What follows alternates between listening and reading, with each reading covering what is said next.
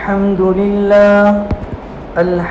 لله نحمده ونستعينه ونستغفره ونؤمن به ونتوكل عليه ونعوذ بالله من شرور أنفسنا ومن سيئات أعمالنا من يهده الله فلا مضل له ومن يضلله فلا هادي له وأشهد أن لا إله إلا الله وحده لا شريك له وأشهد أن سيدنا ومولانا محمدا عبده ورسوله صلى الله تعالى عليه وسلم أما بعد فأعوذ بالله من الشيطان الرجيم بسم الله الرحمن الرحيم وقدمنا إلى ما عملوا من عمل فجعلناه هباء منثورا وقال رسول الله صلى الله عليه وسلم من قال لا إله إلا الله دخل الجنة أو كما قال صلى الله عليه وسلم آمنت بالله صدق الله العظيم وصدق رسوله النبي الكريم. قابل احترام دینی بھائیوں، السلام علیکم ورحمۃ اللہ وبرکاتہ. آج آپ حضرات کے سامنے اللہ تبارک و تعالی نے محض اپنے فضل و کرم سے اپنے دین کی کچھ باتیں عرض کرنے کی توفیق نصیب فرمائی.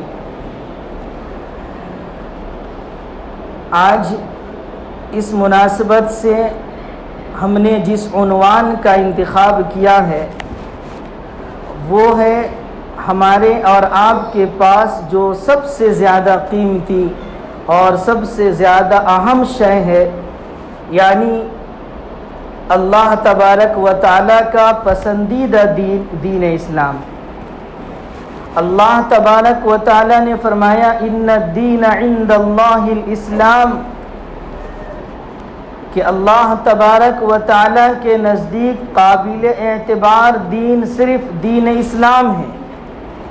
ومن یبتغی غیر الاسلام دینا فلن یقبل منہ، دین اسلام کو چھوڑ کر کوئی اور کسی اور طرف اگر جاتا ہے تو وہ کوئی بھی مذہب ہو، کوئی بھی دین ہو، اللہ تبارک و تعالی کے نزدیک وہ قابل قبول نہیں ہے، وہ رد کر دیا جائے گا. اس کے مطابق عمل اور عقیدے کا کوئی اعتبار نہیں ہوگا. تو اللہ تبارک و تعالی نے ہمیں سب سے قیمتی چیز جو دی ہے وہ ہے اللہ تبارک و تعالی کا دین اسلام. ہمارے نزدیک سب سے اہم اور ضروری یہ ہمارا دین اسلام ہے، ہمارا ایمان ہے. آج اس وقت ہمارے اس دین پر، ہمارے اس مذہب پر، ہمارے اس عقیدے پر مختلف اعتبار سے حملے ہو رہے ہیں. ہم میں کے جو لوگ پڑھے لکھے ہیں، صاحب حیثیت ہیں، ان کو ایمان سے، دین اسلام سے متنفر اور دور اس طرح کیا جاتا ہے کہ اسلام کی کچھ چیزوں کو لے کر وہ ان کے سامنے اعتراض کے طور پر پیش کر دیتے ہیں کہ اسلام میں دیکھو زنا کی سزا کتنی سخت ہے، چوری کی سزا کتنی سخت ہے وغیرہ. اس طرح کی باتوں کو لے کر جو باطل ہیں وہ ہمارے پڑھے لکھے جو دنیاوی تعلیم یافتہ لوگ ہیں ایسے لوگوں کے سامنے اسلام کی شکل کو بگاڑ کر خراب کر کے پیش کرتے ہیں اور ان کو کنفیوژن کر دیتے ہیں. چونکہ انہیں دین کا علم نہیں ہوتا ہے پوری طرح، وہ بھی بیچارے پریشان ہو جاتے ہیں اور ایمان سے گرچہ ہٹتے تو نہیں ہیں لیکن کسی نہ کسی درجے میں ان کے دلوں میں شکوک و شبہات پیدا ہو جاتے ہیں کہ ہاں آخر یہ چیز کیوں ہے، اتنی سخت سزا کیوں ہے، یہ چیز کیوں ہے، یہ ایسے نہیں ایسے ہونی چاہیے. یعنی اپنی عقلی طور پر یہ سوچنا شروع کر دیتے ہیں، اور علماء سے چونکہ رجوع نہیں کرتے، اس وجہ سے انہیں اپنے اشکال کا صحیح جواب نہیں مل پاتا، اور نہ مل پانے کی وجہ سے وہ اپنے اندر پریشان تو ہو رہے ہوتے ہیں، اسلام کے حوالے سے وہ اندر سے مطمئن نہیں نظر آتے۔ کچھ وہ لوگ ہیں ہم میں کہ جن کا تعلق نچلے طبقے سے ہے، لوور کلاس کے کچھ لوگ ہیں، ان کو بھی ایمان سے دور کرنے کی کوشش ہوتی ہے، اور وہ دو طرح سے ہوتی ہے۔ کبھی ان کو لالچ دے کر ایمان سے دور کیا جاتا ہے، اور کبھی ڈرا دھمکا کر ان کو ایمان سے دور کرنے کی کوشش کی جاتی ہے۔ اور یہ دونوں چیزیں ایسی ہیں کہ اس کی بنا پر اگر ایمان ہمارا مضبوط نہ ہو، اس کی اہمیت اور اس کی فضیلت سے اگر ہم واقف نہ ہو، تو پھر اس کے فریب میں ایک عام مسلمان آ جاتا ہے، اور پھر وہ اپنی دنیا اور آخرت دونوں کو تباہ کر بیٹھتا ہے۔ یہ بھی ہمارے اور آپ کے سامنے بالکل نمایاں چیز ہے، کوئی ایسی چیز نہیں ہے کہ جو ہم اور آپ جس سے ناواقف ہیں۔ بہت ایسا ہوتا ہے کہ لالچ دے کر دین اسلام سے دور کر دیا جاتا ہے، جیسے کہ عیسائی مشنری اس سلسلے میں بہت کام کر رہی ہے۔ وہ انسان کو پریشان حال دیکھ کر ان کے پاس جاتے ہیں، ان کی اشک سوئی کرتے ہیں، ان کی مدد اور نصرت کرتے ہیں، اس سے انسان کا دل نرم پڑ جاتا ہے، اور پھر وہ جب دیکھتے ہیں کہ اب تاوا گرم ہو چکا ہے تو فوراً روٹی سیک دیتے ہیں، یعنی اس کو دین اسلام سے متنفر کر کے عیسائیت کی دعوت دے دیتے ہیں۔ اور اسی طرح سے ڈرا دھمکا کر بھی، جیسے کہ ماحول ہے اس وقت دیکھ رہے ہیں آپ کہ اس طرح بھی۔ لیکن اگر ایک مسلمان کے دلوں کے اندر ایمان کی جڑ مضبوط ہو چکی ہے، یثبت اللہ الذین آمنوا بالقول الثابت فی الحیات الدنیا وفی الآخرہ، اگر ایمان دلوں کے اندر مضبوط ہو چکا ہے تو پھر ان کے سامنے دنیا کی کتنی بھی اہم چیز کیوں نہ آ جائے، کیسے ہی لالچ انہیں کیوں نہ دے دی جائے، ان کے سامنے کیسے ہی سبز باغ کیوں نہ انہیں دکھا دیے جائیں، لیکن ایمان کی اہمیت سے اگر ایک مسلمان واقف ہے تو ہر کچھ قربان کرنے کو تیار ہو جائے گا، لیکن اپنے ایمان سے ذرہ برابر وہ پیچھے ہٹنے کو کبھی بھی تیار نہیں ہوگا۔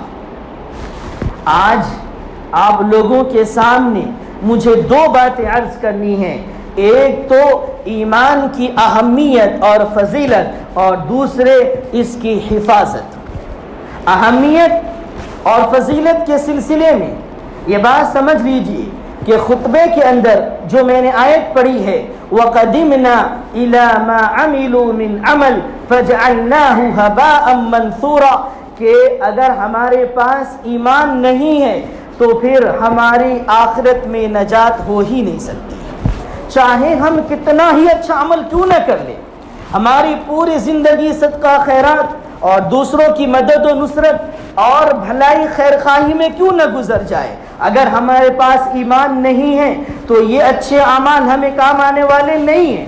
قرآن کریم کہہ رہا ہے وَقَدِمْنَا إِلَى مَا عَمِلُوا مِنْ عَمَلٍ، اللہ تبارک و تعالیٰ فرماتے ہیں کہ ہم ان کے سامنے آئیں گے، ان کے ان عمل کی طرف آئیں گے جو نیک عمل دنیا کے اندر غیر ایمان والوں نے کیا ہے لیکن اس کا انہیں کوئی پھل نہیں ملنے والا، فَجَعَلْنَاهُ هَبَاءً مَنْثُورًا، ان کے نیک اعمال کو ہم خاک بنا کر اڑا دیں گے۔ کچھ بھی کر لے دنیا کے اندر، ایمان نہیں ہے تو ان کے یہ نیک اعمال گرد و غبار کی طرح سے اڑ جائیں گے۔ اڑتا ہوا گرد و غبار کسی کام کا نہیں ہوتا۔ گرد و غبار اگر دیوار پر پڑا ہوا ہے تو آپ کبھی تیمم اس سے کر سکتے ہیں، یعنی کسی کام کا تو ہے وہ، لیکن جو اڑ رہا ہے ہوا میں وہ تو کسی کام کا نہیں۔ توجہ دے قرآن کریم کے لفظ پر، یعنی یہ غبار بھی کبھی کام کا ہو سکتا ہے، اگر وہ دیوار پر ہے، اگر کسی کپڑے پر ہے، کسی اور چیز پر ہے تو وہ کام کا ہو سکتا ہے، اس معنی کر کہ اگر وہ مٹی ہے تو اس پر ہاتھ مار کر آپ تیمم کر سکتے ہیں، یعنی کبھی وہ کام آ سکتا ہے آپ کو، لیکن اڑتا ہوا غبار کسی کام کا نہیں۔ ایسے ان کے اعمال کو اللہ تبارک و تعالیٰ بنا دیں گے۔ یہ ایک آیت، اس سے ایمان کی اہمیت سمجھنے میں مدد ملے گی۔ دوسری آیت کیا شاندار اللہ تبارک و تعالیٰ نے مثال دی ہے، والذین کفروا اعمالهم كسراب بقيعة يحسبه الظمآن ماء حتى إذا جاءه لم يجده شيئا ووجد الله عنده فوفاه حسابه والله سريع الحساب. کہ کافروں کے اعمال، اچھے اعمال کی مثال چمکتی ہوئی ریت کی طرح ہے. آپ نے جو گرم ملک ہے راجستھان وغیرہ، ایسی جگہوں پر جب دوپہر کے وقت میں نکلے گے ریگستانی علاقوں میں، تو جو ریت ہوتی ہے وہ دور سے ایسی چمک رہی ہوگی، آپ کو پانی محسوس ہوگا دور سے. لیکن جب وہاں جاتا ہے پیاسا تو وہاں پانی کچھ نہیں ہے، وہاں تو ریت ہے. ایمان کے بغیر جو اچھے اعمال ہیں انسان کو خوش کیے رہتے ہیں کہ ہم بڑے نیکی کا کام کر رہے ہیں، ہم پن اور دان کا کام کر رہے ہیں، خیر خیرات کر رہے ہیں، یہ ہمیں کام آنے والے ہیں. اللہ تبارک و تعالیٰ فرماتے ہیں ایمان کے بغیر کچھ نہیں ہو سکتا ہے. ایمان جیسی عظیم چیز اگر نہیں ہے تو کتنے ہی اچھے عمل کر لو کچھ فائدہ نہیں ہوگا. اور اس کو سمجھایا کہ جس طرح سے کافروں کے نیک اعمال ایسے ہیں جس طرح سے دوپہر کے وقت چٹیل میدان میں چمکتی ہوئی ریت کہ انسان اسے پانی سمجھتا ہے دور سے، جب وہاں پہنچتا ہے تو وہاں کوئی چیز اسے نہیں ملتی. ووجد اللہ عندہ، وہاں تو اللہ تبارک و تعالیٰ یعنی آخرت میں ان کے سامنے ہوں گے، اور جو کچھ انہوں نے دنیا کے اندر کفر و شرک کیا ہے اس کا پورا بدلہ اللہ تبارک و تعالیٰ دے دیں گے. تو یہ معلوم ہوا کہ ایمان ہی وہ چیز ہے جس کی بنیاد پر ہمارے اچھے اعمال عند اللہ مقبول ہو سکتے ہیں. اگر ایمان جیسی دولت اور نعمت نہیں ہے تو پھر ہم جو کچھ بھی روزہ، نماز، حج، زکوٰۃ، صدقہ، خیرات، تلاوت، تسبیح، ذکر، جو کچھ بھی ہم کر رہے ہیں اس کی کوئی حیثیت اللہ تبارک و تعالیٰ کے نزدیک نہیں. یہ دوسری آیت. اور تیسری ایک آیت وہ اتنی قابل توجہ ہے. اللہ تبارک و تعالیٰ فرماتے ہیں وَوَصَّى بِهَا إِبْرَاهِيمُ بَنِيهِ وَيَعْقُوبُ يَا بَنِيَّ إِنَّ اللَّهَ اصْطَفَى لَكُمُ الدِّينَ فَلَا تَمُوتُنَّ إِلَّا وَأَنْتُمْ مُسْلِمُونَ أَمْ كُنْتُمْ شُهَدَاءَ إِذْ حَضَرَ يَعْقُوبَ الْمَوْتُ إِذْ قَالَ لِبَنِيهِ مَا تَعْبُدُونَ مِنْ بَعْدِي قالوا نعبد إلهك وإله آبائك إبراهيم وإسماعيل وإسحاق إلها واحدا ونحن له مسلمون. اللہ کے پیغمبر حضرت ابراہیم علیہ السلام یہ اتنے عظیم پیغمبر ہیں اور ان کے پشت میں نبوت کا سلسلہ جاری ہے. حضرت یوسف یہ پیغمبر ہیں، ان کے والد حضرت یعقوب یہ بھی پیغمبر ہیں. ان کے حضرت یعقوب کے جو والد ہیں حضرت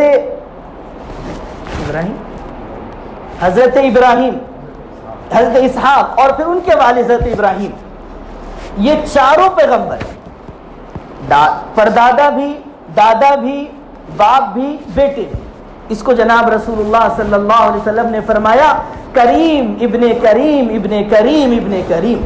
حضرت یوسف کے بارے میں یہ سوچئے کہ صرف باپ خود نہیں، خود بھی پیغمبر ہیں، باپ بھی پیغمبر ہیں، دادا بھی پیغمبر ہیں، پردادا بھی پیغمبر ہیں. اس کے باوجود حضرت ابراہیم علیہ السلام اپنے بیٹے کو نصیحت کر رہے کس دین کی؟ اس دین اسلام کی، کہ اسے مضبوط پکڑے رہیے. حضرت یعقوب وہ اپنی اولاد کو اس دین کی نصیحت کر رہے ہیں کہ اسے مضبوط پکڑے رہیو. اور آخری وقت جب حضرت یعقوب علیہ السلام کا آیا تو انہوں نے اپنے بچوں کو جمع کیا. ام کنتم شہداء اذ حضر یعقوب الموت اذ قال لبنیہ ما تعبدون من بعدی. اور اپنے بچوں کو جمع کر کر انہوں نے کہا یہ بتاؤ کہ میرے بعد تم کس کی عبادت کرو گے. سوچئے، غور کیجئے کہ نبوت کا سلسلہ ان کے خاندان میں چل رہا ہے. نبی اگر توحید سے ہٹ جائے، ایمان سے ہٹ جائے تو پھر کون ایمان پر باقی رہنے والا ہے؟ لیکن اس کے باوجود اتنی اہم یہ چیز ہے، اتنی فضیلت والی، اتنی ضروری چیز ہے کہ وہ اپنے بچوں کو آخر وقت میں جمع کر کے کہہ رہے ہیں بتاؤ ما تعبدون من بعدی، میرے بعد تم کس کی عبادت کرو گے؟ ایسا تو نہیں ہے دین اسلام سے ہٹ جاؤ گے، ایسا تو نہیں کہ ایک اللہ کو چھوڑ دو گے، کئی معبود کو پوجنے لگو گے۔ لیکن وہ نبی تھے، ان کی اولاد نبی، انہوں نے ایسی تربیت کر رکھی تھی، فرمایا نہیں نعبد الہک و الہ آبائک ابراہیم و اسماعیل و اسحاق الہ واحدہ، نہیں آپ کے اور آپ کے آبا و اجداد حضرت ابراہیم، اسماعیل، اسحاق کے جو معبود ہیں یعنی ایک اللہ، ہم اسی کی عبادت کریں گے، اس کے علاوہ اور کسی کی عبادت ہم نہیں کریں گے۔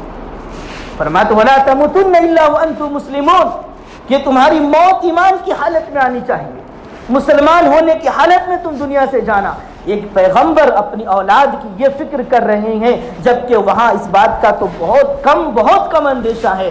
اب ہمیں اور آپ کو سوچنے کی چیز ہے کہ ہم اس کو کتنی اہمیت دے رہے ہیں، اس سلسلے میں ہمارے اندر کیا کمزوریاں ہیں، کیا ایمان کا مذاکرہ ہو رہا ہے یا نہیں ہو رہا ہے، ہم اپنے بچوں اور اپنے گھر والے کو اس سلسلے میں مضبوط کر رہے ہیں یا نہیں کر رہے ہیں۔ یہ ہمارے آپ کے لیے تعلیم ہے کہ یہ لوگ جن کی خاندانوں کے اندر، پشتوں کے اندر نبوت کا سلسلہ چل رہا ہے، وہ آخر وقت میں اگر کسی بات کے سلسلے میں فکر مند ہے تو وہ ایمان کے سلسلے میں فکر مند ہے اور کسی اور چیز کے سلسلے میں نہیں ہے۔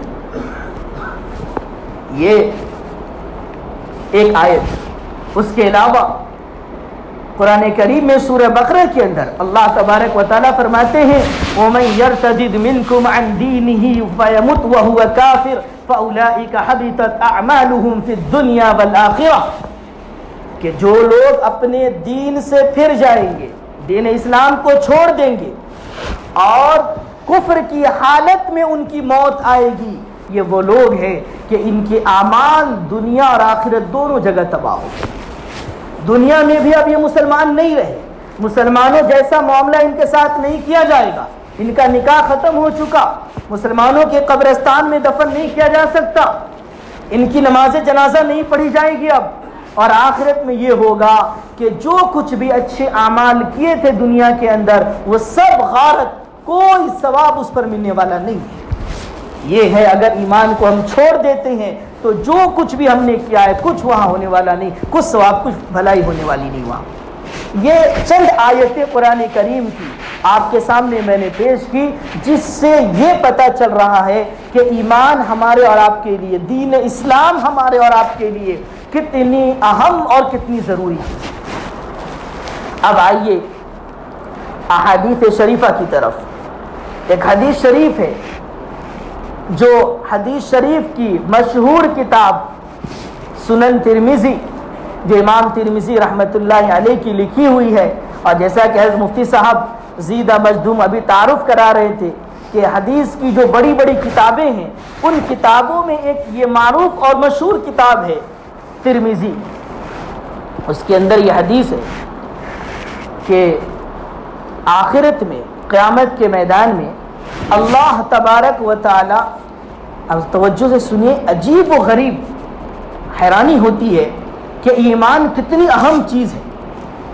اللہ تبارک و تعالی ایک ایسے بندے کو نجات دیں گے جس کا ہلاک ہونا تقریباً یقینی، حساب و کتاب کا مرحلہ ہوگا، اللہ تبارک و تعالی ایک بندے کو بلائیں گے اور اس کے نامہ اعمال کھول دی جائے، ان کے نامہ اعمال کے 99 رجسٹر ہوں گے، 99 دفتر، بک جس میں ان کے اعمال لکھے ہوں گے، 99 میں صرف اور صرف برائیاں اور گناہ ہی ہوں گے اس میں، بس اندازہ کیجئے 99 دفتر ہوں گے اور ان سب میں صرف گناہ گناہ گناہ، بدکاری، بدعملی، اس کے علاوہ کوئی چیز نہیں ہوگی، اور ایک چھوٹا سا پرچہ ہوگا، چھوٹا سا،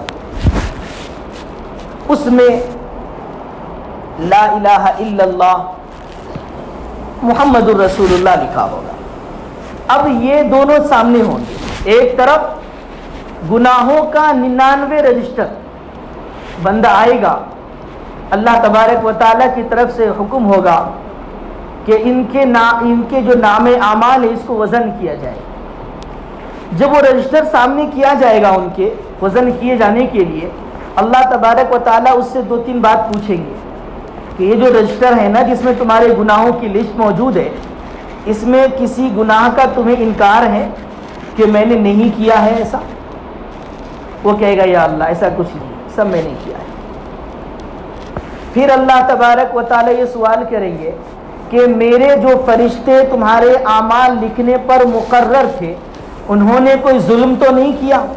یعنی ایسا تو نہیں کہ کوئی گناہ ایسا نہیں کیا تھا تم نے انہوں نے لکھ دیا ہو؟ وہ کہے گا نہیں ایسا بھی نہیں ہے، جو کچھ اس میں لکھا ہوا ہے وہ سب صحیح ہے، میں نے سب کیا ہے۔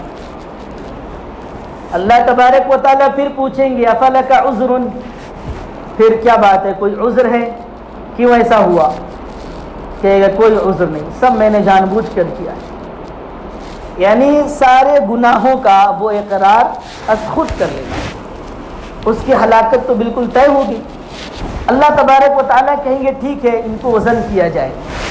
اب وہ اور پریشان ہوگا، یا اللہ 99 رجسٹر ایک طرف گناہوں سے بھرا ہوا، اس کو کیا وزن کیا جانا ہے؟ ہلاک تو ہو گیا، میں مر گیا، جہنم تو طے ہو گئی میرے لیے، کیا وزن کیا جانا ہے؟ ایک مذاق ہو جائے گا میرا بس۔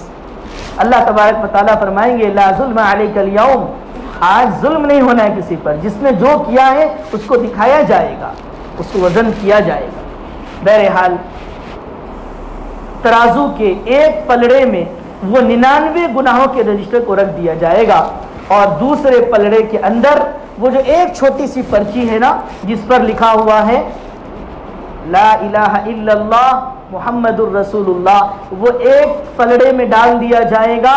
قربان جائیے اللہ کی عظمت اور جلالت پر کہ گناہوں کے رجسٹر سے 99 رجسٹر سے بھرا ہوا ترازو کا جو پلڑا ہے وہ ہلکا ہو جائے گا، اور چھوٹی سی پرچی جس پر لا الہ الا اللہ لکھا ہوا ہے وہ بھاری ہو جائے گا۔ اور یہ کہا جائے گا کہ اللہ تبارک و تعالیٰ کے نام سے زیادہ وزنی کوئی چیز نہیں ہے۔ یہ ہے وہ ایمان، یہ ہے وہ لا الہ الا اللہ محمد الرسول اللہ، جس کو ہم اور آپ لوگ اتنا اہم نہیں سمجھ رہے، یا اس کی اتنی قدر اور اتنی حفاظت نہیں کر رہے۔ بہت سے ایسی بات زبان سے نکال دیتے ہیں جس سے ایمان نکل جاتا، بہت سے ایسا عمل کر جاتے ہیں جس سے ایمان سے ہم دور ہو جاتے، بہت سے ایسے لوگوں کے عمل کو دیکھ کر ہم بھی وہ کرنے لگتے ہیں جس کا اسلام سے تعلق نہیں ہوتا، اور ہم ایمان سے نکل جاتے ہیں، اور اس عظیم نعمت اور دولت کی ہمیں کوئی فکر نہیں ہوتی۔ تو یہ قرآن کریم کی وہ 3-4 آیتیں اور یہ حدیث شریف جو میں نے آپ کو سنائی، اس سے ایمان کی اہمیت اور فضیلت واضح ہوتی ہے کہ کتنا اہم ہے یہ کہ ایک طرف گناہوں کے 99 رجسٹر اور ایک طرف ایک چھوٹی سی پرچی جس پر لا الہ الا اللہ لکھا ہوا ہے، اور وہ جھک جا رہی ہے، وہ سب ہلکے ہو جا رہے ہیں۔ یہ اہمیت اور فضیلت۔ اب آئیے، جب یہ چیز اتنی اہم ہے اور اتنی فضیلت والی ہے تو اس کو ہمیں محفوظ رکھنا ہے، اور اس سلسلے میں ہمیں جو بھی قربانی دینی پڑے، جو بھی تکلیف اور مصائب ہمارے اوپر آئیں ان کو ہم برداشت تو کر لیں گے، لیکن اس عظیم دولت کو اپنے ہاتھ سے جانے نہیں دیں گے۔ اس سلسلے میں میں قرآن کریم سے ہی ادھر ادھر کے واقعے نہیں، قرآن کریم سے 3 واقعے بلکہ قرآن کریم سے 2 واقعے اور ایک حدیث شریف سے ایک واقعہ پیش کرتا ہوں کہ جن کے دلوں میں ایمان گھر کر چکا تھا، ایمان کے درخت نے اپنی جڑیں مضبوط کر دی تھی، انہوں نے سب کچھ برداشت کیا لیکن ایمان کو ایک لمحے کے لیے چھوڑنا پسند نہیں کیا۔ سورۃ الکہف ہمیں کا ہر تقریباً مسلمان جس کو اللہ کے دین سے محبت ہے، تعلق ہے، وہ پابندی کے ساتھ اس سورت کی تلاوت کرتے ہیں۔ اس سورت کے اندر کئی طرح کے واقعات مذکور ہیں، ان میں سے ایک واقعہ جو مجھے اس وقت عرض کرنا ہے، اور اسی واقعے کی بنیاد پر اس سورت کا نام سورۃ الکہف رکھا گیا ہے۔ کہف کے معنی آتے ہیں غار، پہاڑوں کے اندر جو خلا ہوتا ہے اس کو غار کہتے ہیں۔ یہ کچھ ایمان والے تھے جو اپنی ایمان کی حفاظت کے لیے غار میں جا کر چھپ گئے تھے، اس وجہ سے اس پوری سورت کا نام سورۃ الکہف رکھ دیا گیا۔ واقعہ یہ ہوا تھا کہ اس وقت دین اسلام سے پہلے کا یہ واقعہ ہے، اس وقت جو دین عیسوی یہی دین برحق تھا، اسی کو ماننے والے، توحید کو ماننے والے تھے، تو کچھ لوگ جو مسلمان ہو گئے تھے، آج کی زبان میں کہوں یعنی دین عیسوی پر جو صحیح دین تھا اس کو ماننے والے، اور اس وقت کا جو بادشاہ تھا وہ کافر اور مشرک تھا۔ اس کو جب معلوم ہوا کہ میری حکومت کے اندر کچھ لوگ ایسے ہیں جو توحید کو ماننے والے ہیں، ایک اللہ کو ماننے والے ہیں، وہ کفر اور شرک نہیں کر رہے ہیں، تو انہوں نے یہ سوچا کہ یا تو ان کو اس پر مجبور کر دینا ہے کہ وہ دین چھوڑو، توحید کو چھوڑو اور کفر و شرک میں مبتلا ہو جاؤ، اور نہیں تو پھر اس کو سزا دیں گے۔ لہٰذا ان نوجوانوں کو بلایا گیا، اس کی تعداد میں خود مختلف اقوال ہیں، چند تھے، بہر ان کو بلایا گیا اور بادشاہ نے کہا کہ یہ خبر ہمیں ملی ہے کہ تم لوگ ایک خدا کو مان رہے ہو اور کفر اور شرک اور سے تم بیزار ہو چکے ہو، تمہاری بھلائی اس میں ہے کہ اپنے مذہب پر آ جاؤ، شرک والا جو ان کا مذہب تھا اس کو قبول کرو، توحید کو چھوڑ دو، تمہیں کچھ دنوں کا وقت دیا جاتا ہے، غور و فکر کر لو، اگر تم اس مذہب کو نہیں چھوڑے، اس سے باز نہیں آئے تو پھر تم کو سزا دی جائے گی۔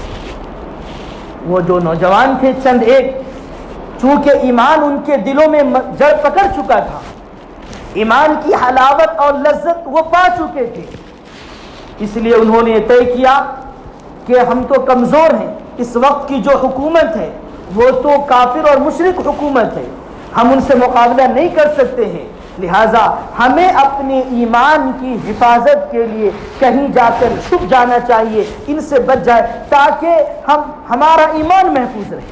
لہٰذا وہ جو بھی تھے، 5 تھے کے 7 تھے، جو بھی تھے، وہ جا کر کے ایک غار میں چھپ گئے، وہاں اللہ تبارک و تعالیٰ نے انہیں لمبی نیند سلا دی۔ قرآن کہتا ہے فَلَبِثُوا فِي كَهْفِهِمْ 300 سنین وازدادوا 9، کہ 300 سال اور اس سے بھی کچھ زیادہ وہ اس غار کے اندر سوتے رہے۔ یہ کوئی افسانہ نہیں ہے، کوئی واقعہ نہیں ہے کہ انکار کر دیں آپ اور ہم کہ کیسے یہ 300 سال سوتے رہے۔ قرآن کہہ رہا ہے کہ 300 سے بھی زیادہ سال تک اس غار کے اندر سوتے رہے وہ، اور جب زمانہ بدلتا چلا گیا، وہ ایک وقت آیا 300 سال کے بعد کہ جب وہ کافر اور مشرک حکومت جو تھی وہ ختم ہو چکی تھی، اسلامی حکومت آ چکی تھی، توحید کے ماننے والوں کا غلبہ ہو چکا تھا، اس وقت اللہ تبارک و تعالیٰ نے انہیں نیند سے بیدار کیا، اور تفصیلی واقعہ وہاں موجود ہے، آپ علماء سے پوچھ کے معلوم کریں۔ بہرحال یہ اس وقت تک اللہ نے ان کی ایمان کی حفاظت کی، اور جب اسلامی حکومت آ گئی، توحید کو ماننے والوں کی حکومت آ گئی، تب اللہ نے ان کو اٹھایا اور وہ پھر باہر آئے۔ پورا واقعہ تفصیلی طور پر مذکور ہے، آپ علماء سے سن لیجئے اس کو۔ تو یہ وہ ایمان والے تھے کہ جن کو کفر اور شرک پر مجبور کرنے کی کوشش کی گئی، وہ اپنے ایمان کو بچانے کے لیے غار میں جا کر چھپ گئے، لیکن ایمان سے وہ پیچھے ہٹنے کو تیار نہیں ہوئے۔ اور پھر نتیجہ کیا ہوا؟ جب انہوں نے تکلیف برداشت کی، مشقت برداشت کی، تو نتیجہ کس کے حق میں آیا؟ مسلمانوں کے حق میں۔ قرآن کریم خود وہاں کہہ رہا ہے کہ پھر اسی غار کے پاس مسجد بنا دی گئی۔ ابھی ایمان سے بھی ہٹانے کی کوشش ہو رہی تھی، لیکن جب مشقتیں برداشت کی، ایمان کو محفوظ رکھا انہوں نے، تو پھر غلبہ ہوا اور پھر وہاں مسجد تعمیر ہوئی۔ یہ ایک واقعہ۔ دوسرا واقعہ اور سن لیجئے قرآن کریم سے ہی۔ حضرت موسیٰ علیہ السلام کے مقابلے میں فرعون نے بہت سے جادوگروں کو بھیجا تھا۔ اس کے ذہن میں یہ تھا کہ یہ موسیٰ اللہ کے پیغمبر نہیں، اور جو کچھ یہ معجزے دکھا رہے ہیں یہ اللہ کی طرف سے نہیں، یہ بلکہ یہ جادو ہے، جادو کی بنیاد پر سانپ جو رسی ہے وہ سانپ بن جا رہی ہے۔ تو انہوں نے بہت سے جادوگروں کو بلایا اور حضرت موسیٰ علیہ السلام سے مقابلہ کرایا گیا۔ یہ بھی واقعہ بہت تفصیلی ہے، مجھے تو مختصر طور پر عرض کرنا ہے۔ بہرحال جب مقابلہ ہوا اور مقابلے میں حضرت موسیٰ علیہ السلام غالب آ گئے، اور وہ جتنے جادوگر تھے فرعون نے جن کو بلایا تھا وہ سب مغلوب ہو گئے، تو وہ سمجھ گئے کہ ہم تو بہت بڑے جادوگر ہیں، موسیٰ ہم پر غالب آ گئے، اس کا صاف مطلب یہ ہے کہ یہ جادو نہیں ہے، کوئی اور چیز ہے۔ اگر جادو ہوتا تو پھر ہم پر غالب نہیں آ پاتے، ہم تو بہت ماہر ہیں اس سلسلے میں، ہمارا کوئی مقابل نہیں ہے، پھر بھی ہم ان کے سامنے مغلوب ہو گئے۔ اس کا صاف مطلب یہ ہے کہ موسیٰ کوئی جادوگر نہیں ہے، یہ اللہ کے پیغمبر ہیں، برحق ہیں، لہٰذا ہمیں ان کو مان لینا چاہیے۔ فوراً ان سارے جادوگروں نے کہا آمنا برب العالمین رب موسیٰ و ہارون، کہ ہم ہارون اور موسیٰ کے رب پر ایمان لاتے ہیں، اس عالم کو بنانے والے چلانے والے رب پر ایمان لاتے ہیں، یعنی یہ موسیٰ علیہ السلام برحق پیغمبر ہیں، یہ کوئی جادوگر نہیں ہے۔ فرعون نے جو ان کو جادوگر سمجھا اور ہم جادوگروں کو ان کے مقابلے میں لا کر کھڑا کر دیا، اگر یہ جادوگر ہوتے تو کبھی بھی ہم پر غالب نہ آتے، لیکن آگے اس کا مطلب یہ ہے کہ یہ جادوگر نہیں ہے، واقعتاً سچے نبی ہیں، وہ سب کے سب مسلمان ہو گئے، ابھی مسلمان ہو رہے ہیں۔ میدان میں جب موسیٰ علیہ السلام کے مقابلے میں وہ ہار گئے تو وہ مسلمان ہو گئے۔ اب دیکھیے ابھی مسلمان ہو رہے، فرعون نے جب دیکھا تو کیا کہتا ہے آمنتم له قبل ان آذن لكم انه لكبيركم الذي علمكم السحر فلأقطعن ايديكم وارجلكم من خلاف وَلَأُصَلِّبَنَّكُمْ فِي جُذُوعِ النَّخْلِ وَلَتَعْلَمُنَّ أَيُّنَا أَشَدُّ عَذَابًا وَأَبْقَىٰ۔ فرعون کو جب نے یہ منظر دیکھا کہ یہ سارے جادوگر جن کو میں لایا تھا موسیٰ کے مقابلے میں، یہ تو مجھے چھوڑ دیے، سب اس پر ایمان لے آئے، تو کیا کہتا ہے آمنتم لہ قبل ان آذن لکم، میرے اجازت دینے سے پہلے ہی تم اس پر ایمان لے آئے۔ انہ لکبیرکم الذی علمکم السحر، یہ موسیٰ یہ بڑا گرو ہے، اسی نے تم سب کو جادو سکھایا ہے، اور تمہارا یہ گرو ہے، ابھی جو تم مقابلہ کر رہے تھے نا اس کے ساتھ یہ بس دکھاوا تھا، بس حقیقت یہی ہے کہ یہی تمہارا بڑا ہے، علمکم السحر، اسی نے تم کو جادو سکھایا ہے۔ اور اس کے بعد کیا کہتا ہے فَلَأُقَطِّعَنَّ أَيْدِيَكُمْ وَأَرْجُلَكُمْ مِنْ خِلَافٍ، کہ تم سب کے ہاتھ اور پیر کاٹ دوں گا خلاف سے، یعنی دایاں ہاتھ اور بایاں پیر اس طرح کاٹ دوں گا۔ کون کہہ رہا ہے؟ فرعون۔ کن کو کہہ رہا ہے؟ ان جادوگروں کو جو موسیٰ علیہ السلام کے مقابلے میں آئے تھے اور وہ سب مسلمان ہو گئے۔ ان کو کیا کہہ رہا ہے کہ تمہارے ہاتھ اور پاؤں کاٹ دوں گا، ادھر سے اور ادھر سے، اور اس کے بعد کیا ہوگا وَلَأُصَلِّبَنَّكُمْ فِي جُذُوعِ النَّخْلِ، اور کھجور کے درخت پر تم سب کو سولی دے دوں گا، پھانسی دے دوں گا، اور تمہیں پتہ چل جائے گا اَيُّنَا أَشَدُّ عَذَابًا وَأَبْقَىٰ، کس کا عذاب زیادہ سخت ہے، موسیٰ علیہ السلام موسیٰ کے رب کا یعنی اللہ کا عذاب زیادہ سخت ہے یا میرا عذاب زیادہ سخت ہے، اور کس کا عذاب زیادہ باقی رہنے والا ہے، موسیٰ کے رب کا یا میرا عذاب زیادہ باقی رہنے والا ہے، یہ تم کو پتہ چل جائے گا۔ اتنی بڑی دھمکی دے رہا ہے کون؟ فرعون۔ اور فرعون کوئی معمولی نہیں ہے اس وقت جائیے، ابھی میں سمجھیے وہ تو ڈوبا دیا گیا، وہ شکست کھا گیا، یہ نہیں، اس وقت وہاں جائیے، آپ اس بیک گراؤنڈ میں جائیے کہ اس وقت اس کی پوزیشن کیا تھی فرعون کی۔ فرعون تو کہتا تھا انا ربکم الاعلی، میں تمہارا سب سے بڑا رب ہوں، اتنا پاورفل، اتنا بڑا بادشاہ ہے وہ یہ کہہ رہا ہے کہ میں تم سب کے ہاتھ پاؤں خلاف سے کاٹ دوں گا اور کھجور کے درخت پر تم سب کو سولی دے دوں گا۔ کیا یہ محض ایک ایسی بات ہے یا وہ کرنے پر قادر ہے؟ کیا کرنے پر قادر نہیں ہے؟ وہ بالکل کرنے پر قادر ہے وہ، لیکن ایمان کا مزہ ان کو آ چکا تھا، حالانکہ ابھی مسلمان ہوئے تھے۔ وہ کیا کہا انہوں نے؟ لَن نُؤْثِرَكَ عَلَىٰ مَا جَاءَنَا مِنَ الْبَيِّنَاتِ وَالَّذِي فَطَرَنَا فَاقْضِ مَا أَنْتَ قَاضٍ إِنَّمَا تَقْضِي هَٰذِهِ الْحَيَاةَ الدُّنْيَا، کہ جو واضح نشانی یعنی موسیٰ علیہ السلام کی نبوت جو ہمارے سامنے بالکل کلیئر ہو چکی ہے، اور وہ ذات جس نے ہمیں پیدا کیا ہے اس کے مقابلے میں ہم کبھی بھی فرعون تجھے ترجیح نہیں دیں گے۔ کون کہہ رہے ہیں؟ جو پشت سے مسلمان تھے، ابھی مسلمان ہوئے، ابھی مسلمان ہوتے ہی کس طرح ایمان ان کے دلوں میں جڑ پکڑ چکا کہ وہ فرعون جیسے پاورفل کو کیا کہہ رہے ہیں؟ لن نؤثرك على ما جاءنا من البينات والذي فطرنا، کہ جو نشانی، جو معجزے، جو نبوت کی دلیل ہمارے سامنے آ چکی ہے، اس کے مقابلے میں ہم تجھے فرعون کبھی بھی ترجیح نہیں دیں گے. وہ اللہ جس نے ہمیں پیدا کیا ہے اس کے مقابلے میں ہم تجھے کبھی ترجیح نہیں دیں گے.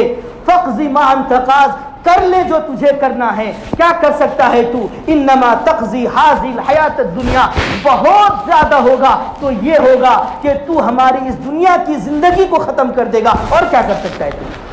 واہ، کیا جواب دیا، کیا جواب دیا. دانت کھٹے ہو گئے ہوں گے اس کے؟ نہیں ہوئے ہوں گے.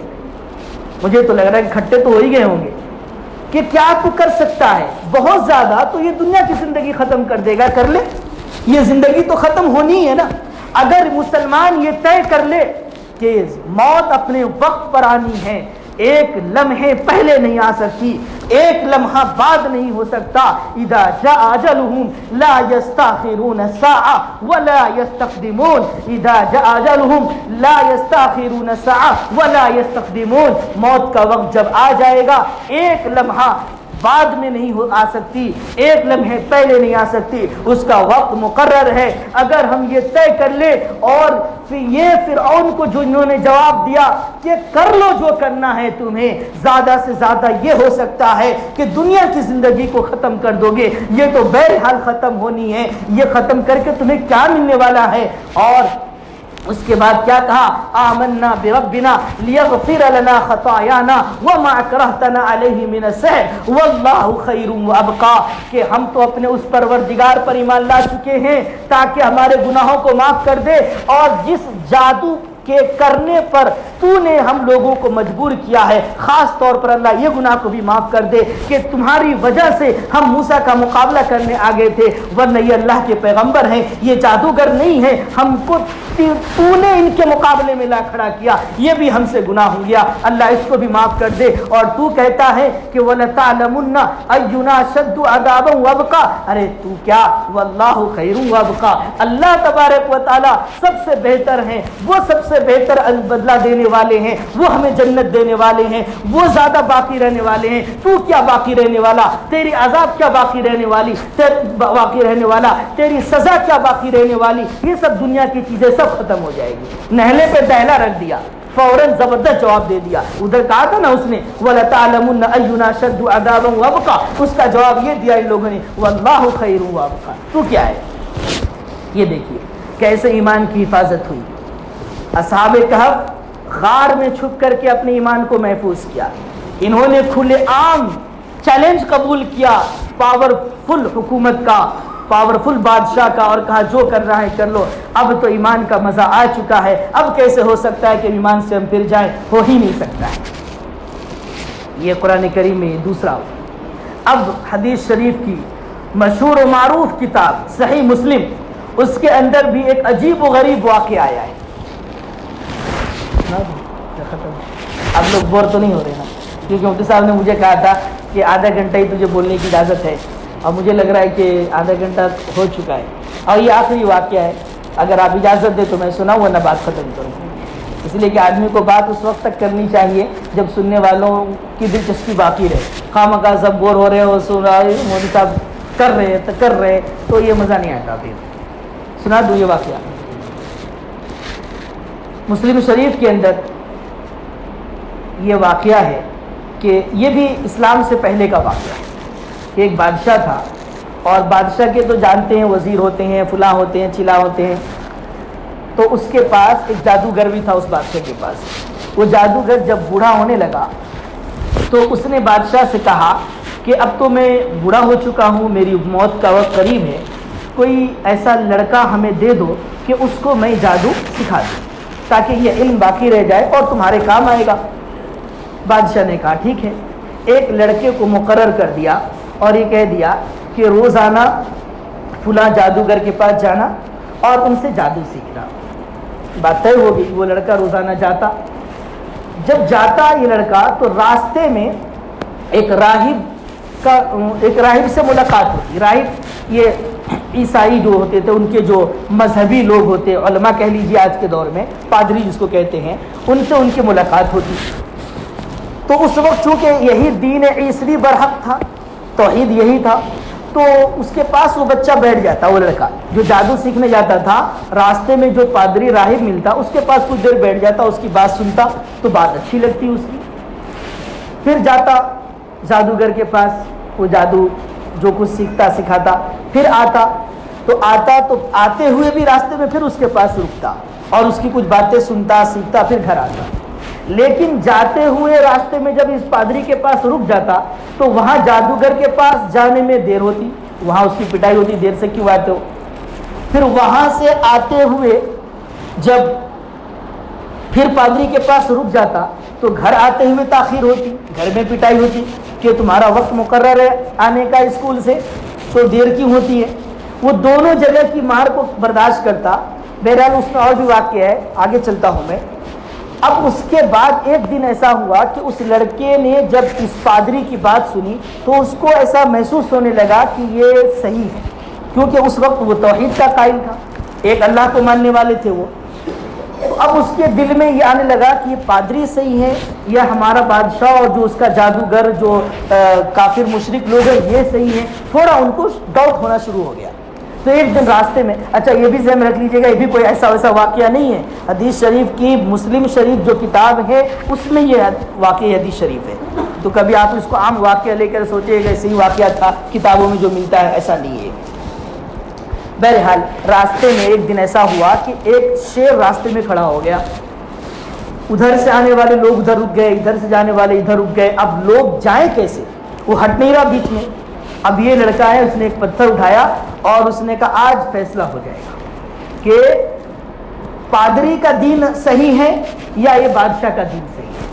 اس نے پتھر اٹھا کر مارا شیر کو اور یہ کہا اگر اس پتھر لگنے سے شیر مر جاتا ہے اس کا مطلب یہ ہوگا کہ پادری کا دین صحیح ہے۔ اللہ کو ہدایت دینی ہوتی ہے، کسی چیز کو ذریعہ بہانہ بنا لی۔ اس نے پتھر اٹھا کر مارا، وہ پتھر شیر کو لگا اور مر گیا۔ اب اس کے دل میں وہ بات بالکل جو ابھی آ رہی تھی کہ لگتا ہے یہ صحیح ہے، یہ پادری صحیح ہے، اب بالکل یقین کے درجے میں آ گئی کہ دیکھو میں نے اس پادری اس طرح مارا کہ اگر یہ مر گیا تو پادری کا دین صحیح ہے، واقعتاً دیکھو یہ مر گیا، اس کو بالکل یقین آ گیا۔ اب وہ مسلمان ہو گیا اس وقت کے لحاظ سے۔ اب ایسا ہوا اللہ تبارک و تعالیٰ نے اس لڑکے کو کچھ ایسی صلاحیت دے رکھی تھی کہ وہ مادر ذات جو اندھے ہوتے ہیں ان کو بھی ٹھیک کر دیتا تھا۔ برس کی جو بیماری ہوتی ہے، سفید سفید جسم کے اندر آ جاتا ہے، اس کو بھی ٹھیک کر دیتا۔ اس کے علاوہ اور بھی بہت سی بیماریوں کا وہ علاج کرتا تھا۔ تو یہ جو بادشاہ تھا جو اس لڑکے کو جادو سیکھنے کے لیے بھیجتا تھا، اس بادشاہ کے پاس رہنے والوں میں سے ایک آدمی ایسا تھا جو بالکل مادرزاد اندھا تھا۔ وہ اس کو جب معلوم ہوا کہ یہ لڑکا مادرزاد اندھوں کو ٹھیک کر دیتا ہے تو اس کے پاس گیا اور اس نے کہا کہ تمہیں جو لینا ہے لے لو، جتنے پیسے چاہیے جو کچھ چاہیے، لیکن مجھے ٹھیک کر دو۔ اس لڑکے نے کہا میں ٹھیک نہیں کرتا ہوں، ٹھیک تو اللہ کرتا ہے، کیونکہ تو مسلمان ہو چکا ہے، لہٰذا تم مسلمان ہو جاؤ، ٹھیک ہو جاؤ گے۔ اب اس کو آنکھ چاہیے، مسلمان کیسے نہیں ہوگا وہ؟ فوراً اس نے کہا کہ آمنت باللہ، ایمان لے آیا وہ، اور اس بچے نے دعا کر دی اور اس کے نتیجے میں اس کی آنکھ ٹھیک ہو۔ اب وہ بادشاہ کے پاس گیا تو بادشاہ نے حیرت سے پوچھا تو تو زمانے سے اندھا ہے، تو اچھا کیسے ہو گیا؟ تو اس نے کہا کہ اس لڑکے نے میرا علاج کر دیا ہے، اللہ نے مجھے ٹھیک کر دیا ہے، میرے رب نے مجھے ٹھیک کر دیا۔ اب وہ بادشاہ اور پاگل ہو رہا ہے، میرے علاوہ کون رب ہے جو ٹھیک کر دیا تجھے؟ اس نے کہا نہیں، تم رب نہیں ہو، تمہارا اور میرا سب کا رب اللہ ہے۔ بادشاہ کا دماغ خراب ہو رہا ہے، یہ کیا ہو رہا ہے، کہاں سے تم ایسے ہو گئے؟ تو اس لڑکے کو بلایا گیا کہ اسی نے اس کو ایسا کر دیا۔ اب اس لڑکے کی تحقیق ہوئی، اس کو ایسا کس نے کیا؟ تو اس کو جب بہت ڈرایا دھمکایا گیا تو اس نے اس پادری کا نام بتا دیا کہ مجھے اس نے کیا۔ وہ پادری کو بلایا گیا، اور ادھر یہ جو اندھا جو ٹھیک ہو گیا تھا وہ بھی چونکہ پکا مسلمان ہو چکا تھا، اس کو اور اس لڑکے کو، تینوں کو بلایا گیا۔ سب سے پہلے تو اس کو کہا گیا، یہ جو اندھا جو ٹھیک ہو گیا تھا، مسلمان ہو گیا تھا، اس سے کہا گیا کہ تم ایمان سے پھرو۔ اس نے کہا نہیں، دیکھیے ابھی مسلمان ہوئے یہ بھی، اور بادشاہ کہہ رہا ایمان سے پھرو، اس نے کہا بالکل نہیں۔ سامنے وہ جو مشین آتی ہے نا، آرا مشین جانتی ہے، لکڑی کو چیرنے والی، سامنے تمام لوگوں کے اس کے سر پر آرا مشین سے پورا 2 ٹکڑے کر کے چیر دیا گیا۔ لیکن وہ ایمان سے نہیں ہٹا. جو ابھی وہ اندھا تھا نا جو مسلمان ہو گیا تھا, اس کو 2 ٹکڑے کر دیا گیا. حدیث شریف کے اندر ہے وقع شقا, کہ اس کے 2 ٹکڑے ہو کر گر پڑے زمین پر, لیکن وہ ایمان سے نہیں ہٹا. اس کے بعد اس پادری سے کہا گیا کہ تمہارا بھی یہی حال ہوگا, تم جلدی ایمان سے پھر جاؤ. اس نے کہا نہیں, کبھی نہیں ایسا ہو سکتا. اس کو بھی اسی طرح 2 ٹکڑے کر دیا گیا. اب اس لڑکے کی باری آئی, تم کیا کہتے ہو؟ تو اس لڑکے کو اس طرح 2 ٹکڑے نہیں کیا گیا, بلکہ اس لڑکے کو چند لوگوں کے حوالے کیا گیا اور کہا اسے پہاڑ کی اونچائی پر لے جاؤ اور وہاں لے جا کر اسے کہنا کہ ایمان سے پھرتے ہو یا نہیں. اگر پھر گیا تو لے کے آ جانا واپس, اور اگر نہیں پھرتا ہے تو اس پہاڑ کے اوپر سے گرا دینا اسے. وہ لوگ لے کر گئے پہاڑ کے اوپر. وہاں جب اس کو لے کر پہنچے تو بجائے اس کے کہ وہ لوگ اس کو گرائے وہاں سے, وہ پہاڑ اتنا ہلنے لگا, زلزلے کی کیفیت پیدا ہو گئی کہ جتنے لوگ لے کر گئے تھے اس کو گرانے کے لیے وہ سب خود پہاڑ پر سے گر گر کر مر گئے, اور یہ بالکل ٹھیک. اور وہاں سے آ گیا. وہاں سے آ کر اب ہم اور آپ ہوتے تو کیا کرتے؟ کہیں نہ کہیں تو بھاگ جاتے نا, پناہ لے لیتے کہ جان بچ گئی. وہ پھر بادشاہ کے پاس چلا گیا, کیونکہ ہونا کچھ اور ہے. ابھی تو 2 لوگ مسلمان ہوئے ہیں نا, اور دونوں کو چیر دیا گیا ہے, لیکن ابھی ہونا کچھ اور ہے آگے. اس لیے اس کی جان بچ گئی, مگر وہ بھاگتے اپنے آپ کو بچایا نہیں, بلکہ وہ پھر بادشاہ کے پاس آیا. بادشاہ دیکھ کر حیران, ارے تم یہاں, وہ لوگ کہاں ہیں؟ تو وہ سب گر کے مر گئے پہاڑ پر, تم بچ گئے. کہ ہاں میں بچا, اللہ نے مجھے بچا لیا. اور دماغ خراب ہو رہا ہے اس کا. اب اس نے کیا کیا, پھر کچھ لوگوں کو دیا اور کہا اسے لے جاؤ, کشتی پہ بیٹھاؤ اور 20 سمندر میں لے جاؤ, اور 20 سمندر میں جب کشتی پہنچے وہاں پھر اس سے کہیو کہ ایمان سے پھرتے ہو یا نہیں. پھر گیا تو واپس لے آنا, نہیں پھرتا ہے تو وہیں ڈبو دینا. لے کر گئے اس کشتی میں بیٹھا کے 20 سمندر میں جب لے گئے, وہاں یہی ہوا کہ وہ کشتی ہلنا شروع ہوئی, ڈاما ڈول ہونا شروع ہوئی, اور جتنے لوگ اسے لے کر گئے تھے وہ سب گر کے ڈوب کر مر گئے, اور یہ بچ گیا. اور بچ کے اب بھی نہیں بھاگا, پھر آ گیا بادشاہ کے پاس. اب کیا کہتے ہو جناب, پھر میں بچ گیا. اب بادشاہ کا دماغ خراب ہو رہا ہے بالکل, پتہ نہیں کیسا رہا ہوگا. اب وہ سوچ رہا ہے, اچھا اس کو ضد ہے کہ اس کو بہرحال مارنا ہے کسی نہ کسی طرح. اب اس نے جب لڑکے نے دیکھا کہ یہ تو بہرحال مارے گا ہی مجھے, تو اس نے کہا جناب جس طرح آپ مجھے مار رہے ہیں اس طرح میں مر نہیں سکتا, میں طریقہ بتاتا ہوں کہ کس طرح مروں گا. اس لڑکے نے کہا میں طریقہ بتاتا ہوں کہ میں کس طرح مروں گا. اس کا دماغ خراب ہے, وہ طے ہے کہ اس کو مارنا ہے, بتاؤ کیسے مرو گے. اس نے کہا اس طرح مروں گا کہ میرے پاس تیر ہے اور کمان ہے, وہ تیر لو, اس میں کمان میں لگاؤ اور بسم اللہ کہہ کر مجھے, اور اس پر کھجور کے درخت پر مجھے لٹکا دو, اور بسم اللہ کہہ کر کے یہ تیر چلاؤ, تو یہ تیر مجھے لگے گا اور میں مر جاؤں گا. ویسا ہی کیا بادشاہ نے, اسی کے تیر کو کمان میں لگا کر بسم اللہ اللہ کے نام لے کر کے چلایا, اس کے یہاں لگی وہ تیر اور وہ بچہ مر گیا.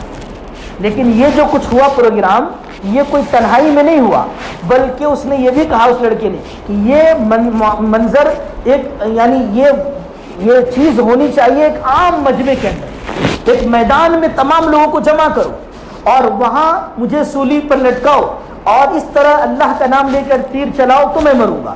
تو پورے عوام کو جمع کر لیا گیا تھا وہاں.